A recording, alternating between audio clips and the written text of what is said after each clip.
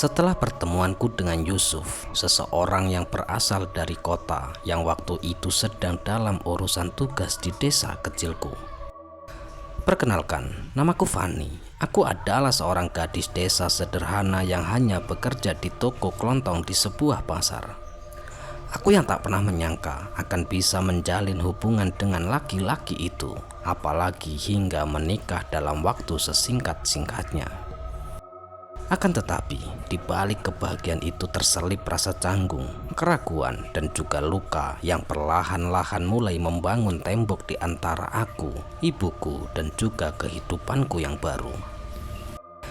Kisah ini tentang perjalananku sebagai seorang istri, seorang ibu, dan juga seorang anak yang pada akhirnya menemukan arti dari penyesalan dan juga kesalahan yang terlambat disadari. Hari itu adalah hari yang biasa-biasa saja bagiku. Setidaknya itulah yang aku pikirkan. Matahari pun bersinar lembut di desa kecilku, dan angin berhembus dengan pelan, membawa aroma khas ladang yang selalu menenangkan hatiku. Aku berdiri di belakang meja kasir toko kelontong tempatku bekerja, melayani penduduk desa yang datang untuk membeli kebutuhan sehari-hari. Kehidupanku selalu sederhana, dipenuhi rutinitas yang sama dari hari ke hari. Namun siapa sangka angin desa yang tenang itu ternyata membawa seseorang yang kelak akan mengubah jalan hidupku. Yusuf, ya, laki-laki itu Yusuf. Yusuf pertama kali datang ke desa kami dengan tujuan yang jelas sebagai seorang surveyor. Ia ditugaskan untuk mencari lokasi baru bagi pengembangan cabang toko tempatnya bekerja. Selama beberapa hari, ia bolak-balik di sekitar desa dan hampir setiap hari pula ia selalu mampir ke toko kelontong tempatku bekerja. Awalnya aku hanya melihatnya sebagai salah satu pelanggan biasa seperti para petani ataupun ibu-ibu yang datang membeli kebutuhan rumah tangga mereka. Akan tetapi, ada sesuatu yang berbeda pada Yusuf. Setiap kali ia masuk ke toko, matanya selalu mencari-cari seolah-olah ada yang ingin ia temukan lebih dari sekedar barang-barang yang berada di atas rak. Pada awalnya, aku tidak terlalu memperhatikannya, menganggap itu hanyalah kebetulan. Namun, perasaan itu berubah ketika ia mulai membuka percakapan yang biasa. "Mas, ada yang bisa saya bantu lagi?" tanyaku dengan sopan kepada Yusuf. Suatu hari, saat ia tengah berdiri di depan meja kasir dengan hanya sebotol air mineral di tangannya, Yusuf pun tersenyum, senyum yang sangat hangat dan juga bersahabat. "Enggak kok, cuma mau tanya aja mbak, kalau malam di desa ini masih ramai tidak ya?" Aku pun mengerutkan dahiku, tidak sepenuhnya memahami apa yang ia maksud. Apakah ia berbicara tentang desa atau tentang sesuatu yang lain? "Ya kadang masih rame mas, kadang masih ada beberapa yang beli di sini juga. Memangnya kenapa sih mas?" tanyaku sembari tersenyum kecil dan Yusuf pun tertawa pelan. "Oh nggak apa-apa mbak, cuma aku merasa di desa ini tuh tenang banget loh.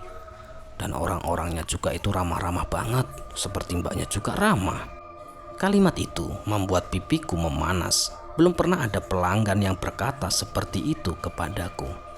Aku pun hanya bisa tersenyum kaku, tidak tahu harus menjawab apa, namun rasanya canggung sekali. Akan tetapi, di saat yang sama ada sesuatu yang menenangkan di dalam hatiku. Hari demi hari, Yusuf semakin sering mampir ke toko. Jika awalnya ia hanya membeli barang-barang kecil seperti air ataupun cemilan, kini ia lebih sering datang hanya untuk mengobrol. Terkadang ia bertanya tentang desa, tentang kehidupan masyarakat, tradisi, dan hal-hal lain yang nampaknya sederhana namun seperti menarik bagiku. "Kamu tinggal di sini sejak lahir ya?" tanyanya suatu hari ketika toko sedang sepi dan aku pun hanya mengangguk. "Iya mas, sejak kecil. Desa ini tuh rumahku. Kami tidak memiliki banyak harta, tapi hidup kami di sini cukup tenang kok mas." Yusuf menatapku seolah-olah ingin mendengarkan lebih banyak. "Dan kamu betah tinggal di sini? Tidak pernah berpikir untuk ingin pindah ke kota gitu?" Pertanyaan itu membuatku terdiam sejenak. Sebenarnya hidup di desa ini adalah sesuatu yang sudah terbiasa bagiku. Pindah ke kota besar tidak pernah benar-benar terlintas di pikiranku, namun kata-katanya membuatku berpikir. Aku belum pernah membayangkan hidup di kota besar, Mas. Namun mungkin enak juga ya hidup di kota. Jawabku dengan pelan tersenyum simpul. Yusuf mengangguk. Ya, hidup di kota besar itu ya bisa dikatakan menyenangkan sih. Tapi kadang ya gitu deh, pokoknya rasanya itu kadang-kadang sepi, padahal di tengah-tengah keramaian. Soalnya, semua orang-orang di kota besar itu hanya mengurusi dirinya sendiri, tidak pernah mengusik kehidupan orang lain. Setiap perbincangan kami semakin pribadi. Aku pun mulai tahu bahwa Yusuf adalah anak sulung dari keluarganya, dan keluarga itu pun memiliki 2 adik yang masih remaja dan orang tuanya tinggal di kota. Ia bercerita bahwa tugasnya sebagai surveyor membuatnya sering berpergian ke berbagai tempat. Ada kalanya ia merasa lelah, namun ia tetap menikmati pekerjaan itu. Pekerjaan itu memberinya kesempatan untuk melihat banyak hal baru. Di sisi lain, aku juga bercerita tentang kehidupanku yang sederhana di desa, tentang ibuku yang menjanda setelah ayahku meninggal dunia beberapa tahun yang lalu, dan kakakku yang bernama Danu yang merantau ke kota. Akan tetapi, setiap bulan ia pulang ke rumah untuk menemui aku dan juga ibuku. Kehidupan kami di desa memang tidak mewah, namun kami selalu saling mendukung. Percakapan kami tidak hanya membuatku lebih mengenal dirinya, tetapi juga membuatku merasa dilihat, diperhatikan. Yusuf membuatku merasa spesial, seperti ada sesuatu di dalam diriku yang berharga. Meskipun hidupku nampak sederhana dan tak bagaimana, dalam waktu yang singkat perasaan itu tumbuh menjadi sesuatu yang lebih. Tak terasa hampir seminggu berlalu, Yusuf mulai menyelesaikan pekerjaannya di desa kecilku itu. Akan tetapi, sebelum ia pergi, pada suatu hal yang tak terduga terjadi. Tepat di suatu sore yang tenang, saat toko hampir tutup, tiba-tiba saja kala itu Yusuf datang lagi, dan kali ini ia tidak membawa daftar belanjaan ataupun bertanya tentang barang-barang yang dijual. Sebaliknya, dia menatapku dalam-dalam dan kemudian berkata dengan suara yang lembut, "Aku akan pergi dari desa ini besok, tapi ada yang ingin aku katakan." Mendengarkan hal itu, jantungku pun berdetak sangat kencang. Aku tidak tahu apa yang akan dia katakan, namun ada sesuatu dalam tatapannya yang membuatku merasa bahwa ini bukan perpisahan biasa. "Aku tahu ini mungkin terlalu cepat," lanjutnya lagi. "Tapi selama seminggu ini aku merasa ada sesuatu yang berbeda. Sesuatu tentang kamu yang membuatku ingin mengenalmu lebih jauh. Aku tidak ingin kehilangan kesempatan ini. Apa kamu mau kita tetap menjalin kasih?" Aku pun terdiam terkejut oleh pengakuannya. Yusuf, sosok seorang pria dari kota besar yang cerdas dan juga ramah, ingin terus berhubungan denganku, seseorang gadis desa yang kehidupannya begitu sederhana. Rasanya hampir seperti mimpi, namun tatapannya begitu tulus dan kata-katanya membuat hatiku bergetar. Tanpa sadar, aku mengangguk dengan pelan. Iya mas, aku mau." Waktu pun terus berlalu dengan cepat. Setelah pertemuan pertama kami, seolah-olah takdir dengan sengaja mempercepat segalanya. Yusuf dan juga aku masih berkomunikasi meskipun ia telah di kota. Setiap malam teleponku berdering dengan pesan-pesan singkat yang selalu dimulai dengan sapaan hangat darinya. Rasanya aneh sekali. Hanya dalam beberapa minggu percakapan kami berkembang. Dari hal-hal ringan menjadi diskusi yang lebih dalam tentang masa depan, tentang harapan, dan juga tentang mimpi-mimpi yang diam-diam kami bagi satu sama lain. 3 bulan setelah Yusuf meninggalkan desaku, tiba-tiba ia mengabarkan bahwa dia akan datang kembali. "Ada sesuatu yang penting yang ingin aku bicarakan," tulisnya dalam pesan singkat malam itu yang membuatku tak bisa tidur karena rasa penasaran. Aku tak pernah menyangka sebelumnya bahwa kedatangannya kali ini bukanlah sekedar kunjungan biasa. Hari itu, Yusuf datang tiba-tiba bersama keluarganya, kedua orang tuanya dan juga kedua adiknya yang bernama Reni dan juga Rido. Ketika mereka mulai melangkahkan kaki memasuki rumah kecil kami, berbagai perasaan pun campur aduk menjadi satu. Kegembiraan dan juga ketegangan di udara. Yusuf kala itu nampak lebih percaya diri dari sebelumnya dengan senyuman yang tak pernah lepas dari wajahnya. Akan tetapi aku juga bisa melihat sorot mata ibunya yang nampak mengamati setiap sudut rumah kami dengan penuh rasa merendahkan. Kami berkumpul di ruang tamu yang sederhana, tempat di mana segala sesuatu diatur dengan rapi namun jauh dari kemewahan. Ibuku pun kala itu menyajikan teh hangat dan beberapa kue mencoba menyambut mereka dengan sebaik mungkin. Percakapan awal antara keluarga kami terasa kaku, terutama ketika ibunya Yusuf mulai mengajukan pertanyaan tentang desaku dan juga tentang kehidupan sehari-hariku meskipun nadanya sopan. Aku bisa merasakan ada kesenjangan besar antara cara pandang kami. Setelah beberapa saat Yusuf berdiri dengan penuh keyakinan. "Aku di sini bukan hanya untuk kunjungan biasa," ucapnya sembari menatap langsung ke arahku membuatku tiba-tiba saja gugup. "Aku kesini ingin melamarmu jika kamu mau." Seakan-akan dunia berhenti sejenak, mataku pun terbelalak mendengar kalimat itu, tak percaya bahwa semua ini nyata. Lamaran? Begitu cepat. Perasaanku pun campur aduk antara terkejut dan juga bahagia. Yusuf yang baru 3 bulan lalu ketemui di toko kelontong kini berdiri di depanku dengan keluarganya siap untuk menjadikanku istri. Ibuku terdiam sejenak, mungkin juga terkejut seperti aku. Akan tetapi setelah beberapa detik yang terasa lama, ia pun tersenyum kecil. "Kalau memang ini keputusan kalian berdua, ibu akan mendukungnya. Tapi bagaimana dengan orang tua Mas Yusuf?" Ibuku melirik ke arah kedua orang tua Yusuf, terutama kepada ibunya. Ibunya pun tersenyum meskipun terlihat dipaksakan. "Ya, kami datang ke sini untuk melihat calon menantu kami. Memang pernikahan adalah hal yang besar dan ada banyak hal yang harus dipertimbangkan. Tapi jika Yusuf sudah yakin, kami selalu mendukung keputusannya." Meskipun kata-katanya terdengar setuju, akan tetapi aku bisa merasakan ketidaksukaan yang halus ketika ia berbicara. Ia nampak tidak terlalu senang dengan latar belakangku dan juga kehidupanku yang sederhana di desa. Namun aku memilih untuk tidak terlalu memikirkannya. Bagaimanapun juga Yusuf sudah di sini dan ia memilihku. Akhirnya pernikahan kami pun disepakati. Ijab kabul dilakukan dengan sederhana di rumahku. Para tetangga datang menyaksikan momen bersejarah itu dengan sukacita. Namun pesta besar diadakan di kota, di rumah orang tua Yusuf. Saat kami tiba di rumah mereka, aku dibuat takjub oleh besarnya rumah itu. Terletak di perumahan mewah, rumah tersebut jauh dari apa yang bisa kubayangkan sebelumnya. Rumahnya sangat besar, modern, dan dipenuhi dengan kemewahan yang asing bagiku. Pesta di rumah Yusuf berlangsung dengan meriah dengan tamu-tamu yang datang dari berbagai kalangan. Semuanya nampak mewah dengan pakaian mereka yang berkilauan.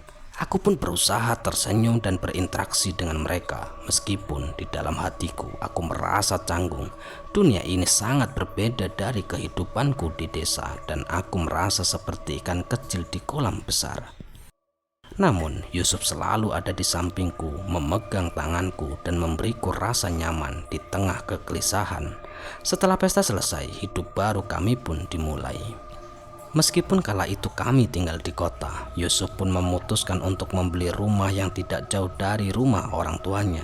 Ia berkata bahwa dengan begitu ia tetap bisa menjaga hubungan baik dengan keluarganya, tetapi juga memberikan kami ruang untuk menjalani kehidupan pernikahan kami dengan lebih mandiri. Awalnya aku merasa senang dengan keputusan itu. Aku mengira semuanya akan baik-baik saja. Setahun setelah pernikahan, sebuah keajaiban kecil mulai terjadi. Aku hamil. Berita itu membuat kebahagiaan Yusuf meluap-luap. Dia pun memelukku dengan erat ketika aku menunjukkan hasil tes kehamilan. Matanya berkilauan penuh haru. "Alhamdulillah, kita akan punya anak, sayang," bisiknya dengan suara bergetar, seolah-olah tak percaya bahwa impian kami akan segera terwujud.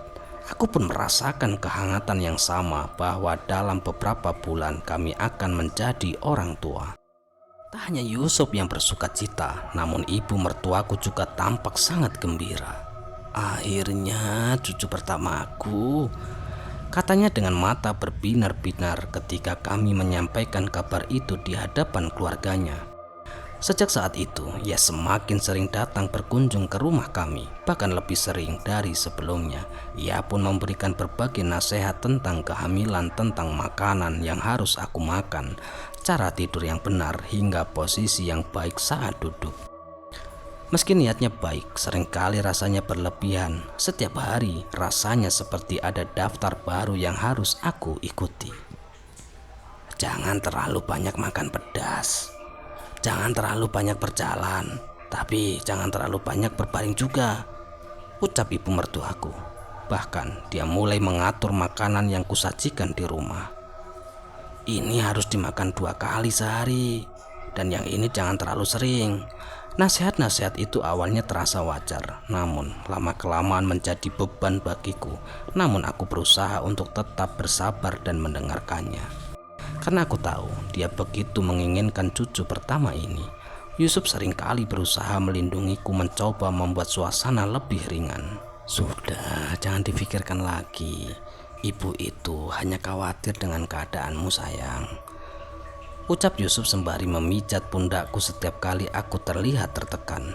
Sementara itu, ibuku dari desa pun tak kalah antusias. Suatu hari ia datang mengunjungiku dengan senyum yang selalu dirindukan, membawa hasil panen dari kebun dan juga jambu-jambu tradisional yang biasa diminum perempuan hamil di desa.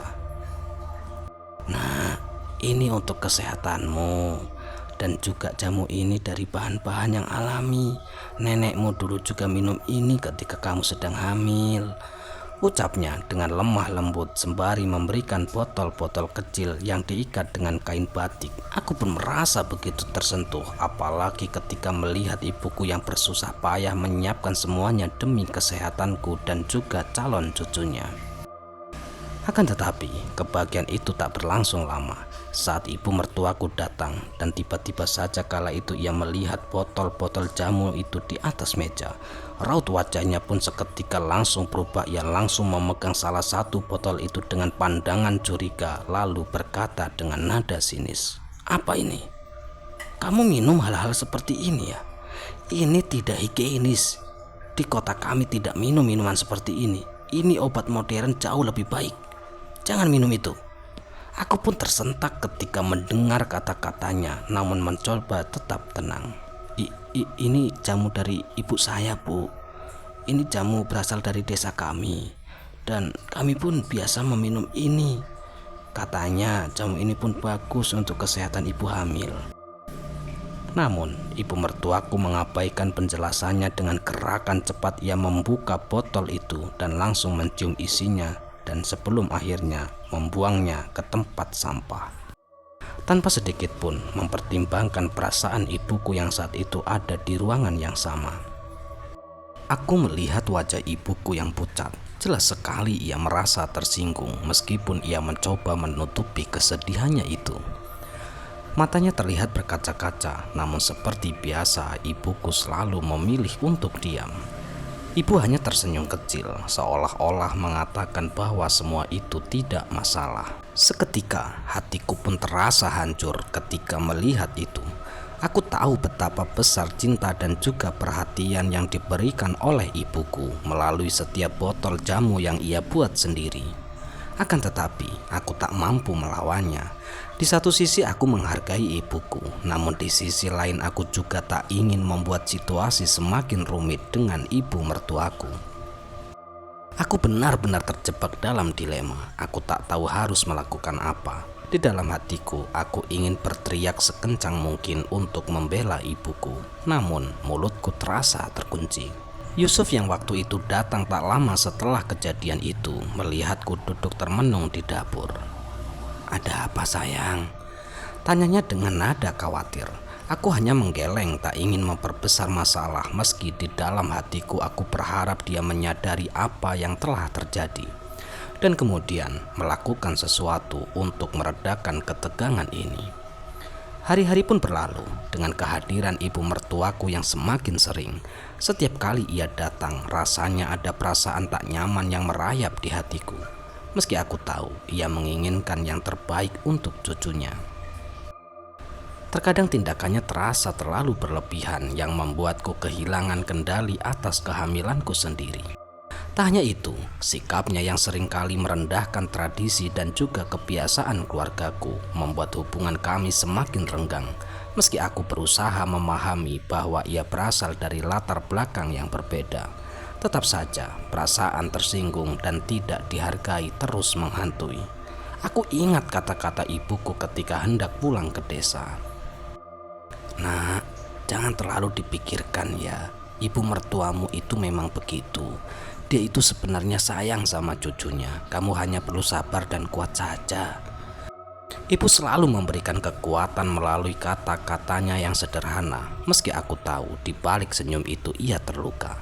Dalam kesendirianku, aku sering merenung, apakah perbedaan ini akan selalu ada? Apakah aku harus terus menerima tanpa bisa bersuara? Setiap malam ketika aku dan Yusuf berbaring di tempat tidur, aku ingin sekali membicarakan semua ini dengannya tentang bagaimana perasaanku yang tertekan. Akan tetapi, setiap kali aku hendak membuka mulut, ada perasaan takut.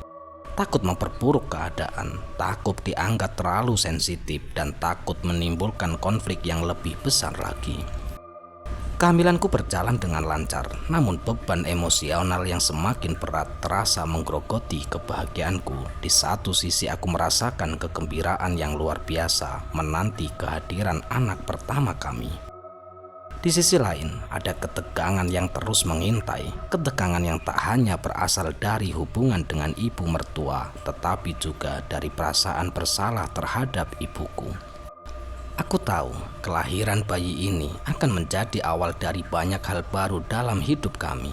Namun aku juga menyadari bahwa ada banyak hal yang harus dihadapi dan diselesaikan sebelum kebahagiaan itu benar-benar kurasakan sepenuhnya. Akan tetapi, untuk saat ini aku hanya bisa berharap bahwa waktu akan meredakan segalanya, bahwa suatu hari nanti hubungan kami akan baik-baik saja dan aku bisa berdiri sebagai ibu yang kuat tanpa harus merasa terjepit di antara dua dunia yang berbeda. Dan pada akhirnya, setelah 9 bulan penuh harapan dan kegembiraan, anak pertama kami pun lahir dan kami beri nama dengan sebutan Zafran. Ketika mendengar tangisan pertama di ruang bersalin, semua rasa lelah dan cemas seakan-akan sirna. Yusuf kala itu berada di sisiku, memegang tanganku erat dengan air mata haru yang mengalir di pipinya. "Terima kasih ya sayang, kamu luar biasa sekali," bisiknya penuh kasih. Di saat itu aku tahu bahwa kehidupan kami telah berubah selamanya. Rumah kami kini dipenuhi dengan kebahagiaan. Zafran dengan kulitnya yang halus dan tangisannya yang merdu menjadi pusat perhatian semua orang. Begitupun Yusuf bangga sekali sebagai seorang ayah saat dirinya menatap Zafran dengan penuh cinta. Dan begitu juga ibu mertuaku tampak gembira sekali. Sebuah kegembiraan mendapatkan cucu pertamanya tampak menghilangkan semua sikap kerasnya selama ini. Setidaknya hanya untuk sementara saja. Setiap hari ibu mertuaku datang ke rumah kami dengan membawa berbagai perlengkapan bayi dan juga nasihat-nasihat yang tak ada habisnya. Ibu mertuaku bahkan menawarkan untuk tinggal sementara di rumah kami agar bisa membantu merawat Zafran, meski hatiku sedikit berontak dengan tawaran itu. Akan tetapi aku tak memiliki pilihan lain selain menerimanya.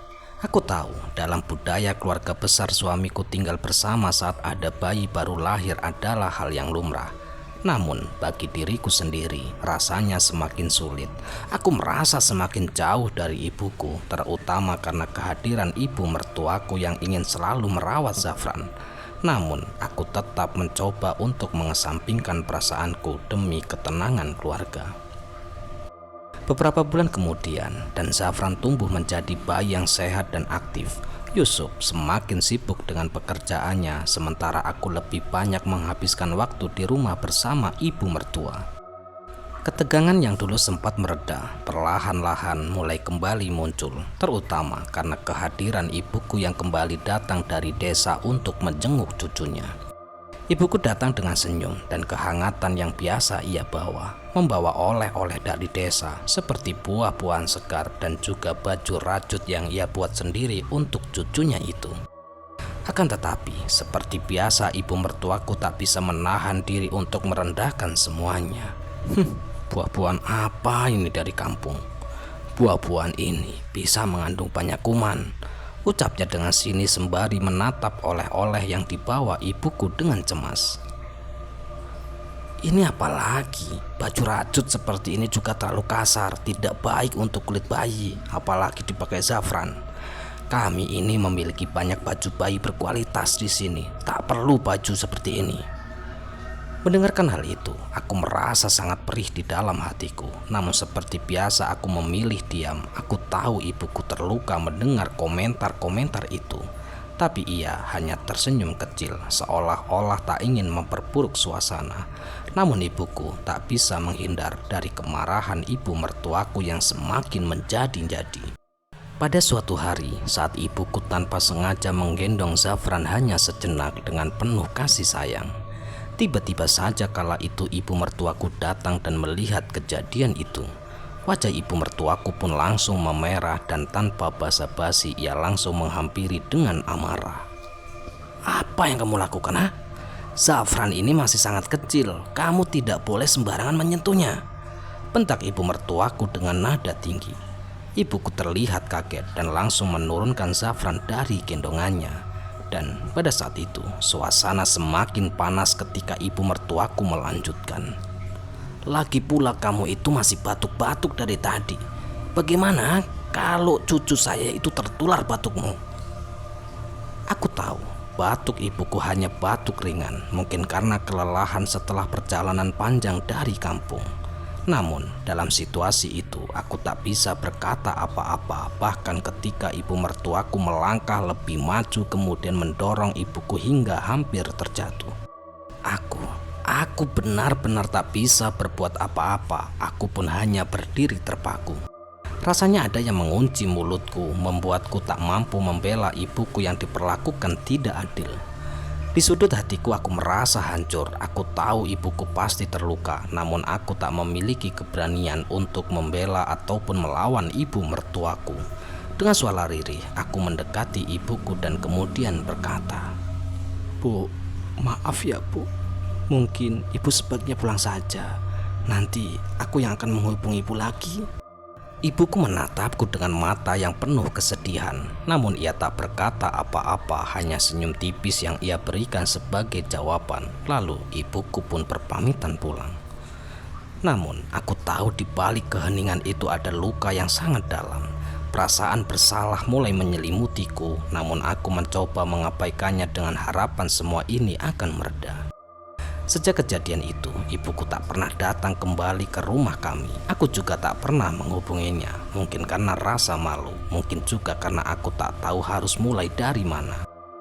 Kehidupan sehari-hari pun berjalan seperti biasa, namun ada kekosongan di hatiku yang tak bisa aku jelaskan. Zafran kini tumbuh dengan sehat dan ibu mertuaku pun terus mengawasi setiap langkahku sebagai ibu, namun bayangan ibuku terus menghantui pikiranku. Aku tahu ada bagian dari diriku yang hancur karena membiarkan jarak itu semakin melebar. Hari demi hari berlalu dan meskipun kebahagiaan menyelimuti rumah kami, dengan kehadiran Zafran di sudut hati kecilku, aku merasakan sedih yang tak pernah benar-benar hilang. Aku bertanya-tanya, apakah aku telah menjadi istri dan ibu yang baik? Apakah aku terlalu takut menghadapi konflik hingga akhirnya merelakan hubunganku dengan ibuku sendiri? Aku mencintai Yusuf, mencintai Zafran, namun di dalam hatiku aku merasa kehilangan sesuatu yang tak pernah tergantikan. Hubungan dengan ibuku yang selalu menjadi sumber kekuatan bagiku. Aku hanya bisa berharap suatu hari nanti aku akan memiliki kesempatan untuk memperbaiki semuanya. Namun untuk saat ini aku hanya bisa menjalani hari-hariku dengan harapan bahwa waktu akan menyembuhkan luka yang telah kubuat. Hubunganku dengan ibuku semakin jauh seiring waktu berlalu. Awalnya aku selalu merasa ada alasan yang kuat untuk menunda kunjungan ke desa. Entah karena Zafran sedang sakit atau karena ada keperluan mendesak di kota.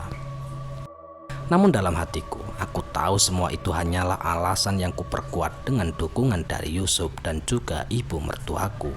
Bahkan, setiap kali Mas Danu kakakku menelpon dan memberitahukan tentang kabar kesehatan ibuku yang telah menurun, aku selalu mengatakan hal yang sama. Nanti ya Mas, aku belum bisa pulang sekarang, soalnya Zafran lagi gak enak badan Mas. Alasan yang selalu sama, baik oleh mereka ataupun diriku sendiri. Ibu mertuaku kerap mengingatkanku untuk fokus pada Zafran. Zafran adalah yang utama. Anak kecil itu daya tahannya masih lemah. Jangan sampai kamu tertular dari orang-orang yang sakit. Kalimat itu terus terngiang di telingaku, menguatkan keputusanku untuk tetap tinggal dan merawat Zafran. Sementara ibuku di desa semakin lemah dan Yusuf pun mendukung keputusan itu.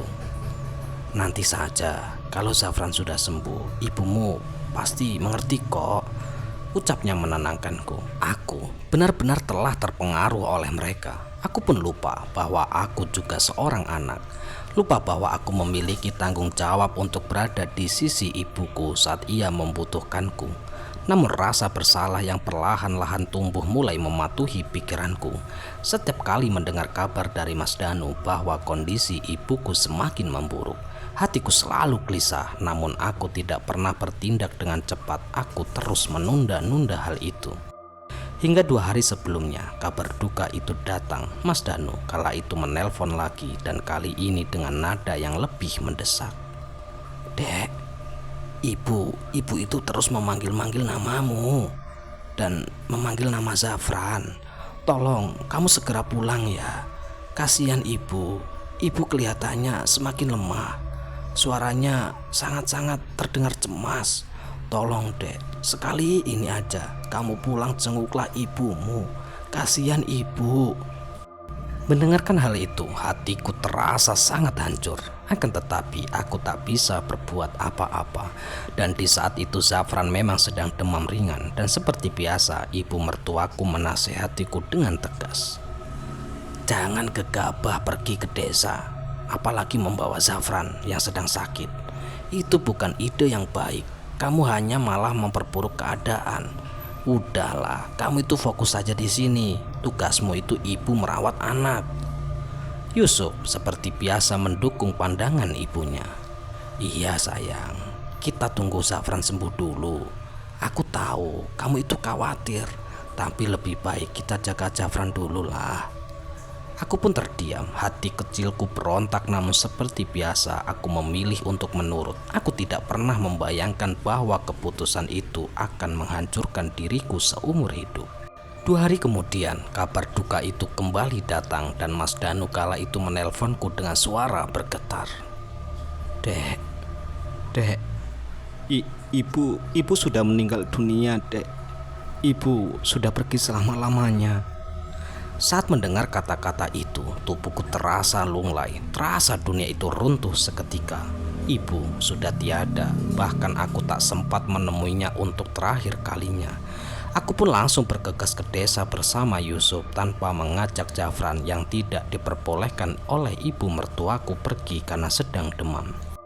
Selama perjalanan, pikiranku dipenuhi dengan rasa penyesalan yang begitu dalam. Bagaimana bisa aku membiarkan ibuku meninggal tanpa sempat memeluknya untuk terakhir kalinya? Ketika aku tiba di rumah, tubuh ibuku sudah terbungkus kain kafan dan siap untuk dimakamkan. Aku hanya bisa menangis di sudut kamar, menatap tubuh ibuku yang tak lagi bergerak. Aku terlambat. Aku datang ketika semuanya sudah berakhir. Tak ada lagi senyum hangatnya, tak ada lagi suaranya yang memanggil-manggil namaku. Yang tersisa hanyalah keheningan dan rasa bersalah yang membakar hatiku. Setelah pemakaman ibu, Mas Danu kala itu memanggilku dan menunjukkan sesuatu yang membuat hatiku semakin remuk di sudut kamar ibu. Ada beberapa barang yang ibuku siapkan untuk Zafran, sebuah sepeda kecil yang ia beli dengan susah payah dari hasil menabung. beberapa mainan kayu yang ia buat sendiri, dan buah-buahan segar dari kebunnya yang sudah ia kumpulkan. "Dek, ibu ingin memberikan semua ini untuk Zafran. Ibu bilang ini adalah tanda kasih sayangnya," ucap Mas Danu dengan nada lembut. Aku pun menatap barang-barang itu merasa begitu bersalah. Ibu terus memikirkan cucunya hingga akhir hayatnya. Sementara aku terlalu sibuk dengan urusanku di kota. Air mataku tak bisa kubendung lagi, merasakan penyesalan yang sangat mendalam. Betapa aku telah mengabaikan ibuku sendiri, wanita yang telah merawatku sejak kecil hanya demi menuruti ibu mertuaku dan juga suamiku. Aku terlalu buta untuk melihat betapa pentingnya kehadiranku di sisi ibuku di saat-saat terakhirnya. Maafkan aku, Ibu. Maaf, Bu. Isakku di depan makamnya. "Bu, maafin saya, Bu. Aku terlalu bodoh. Aku seharusnya ada di sisimu, Bu. Seharusnya aku tidak mendengarkan orang lain." Akan tetapi, kata-kata itu sudah terlambat. Ibuku sudah tiada dan tidak ada yang bisa mengembalikan waktu. Penyesalan itu akan terus menghantui hidupku. Aku sadar betapa aku telah kehilangan sesosok yang sangat berharga dalam hidupku, dan tidak ada yang bisa menggantikan kehadiran sosok seseorang ibu. Sejak saat itulah ada kekosongan di hatiku yang tak pernah bisa terisi. Meskipun Yusuf dan juga Zafran selalu ada di sisiku, ada bagian dari diriku yang hancur dan tak bisa diperbaiki.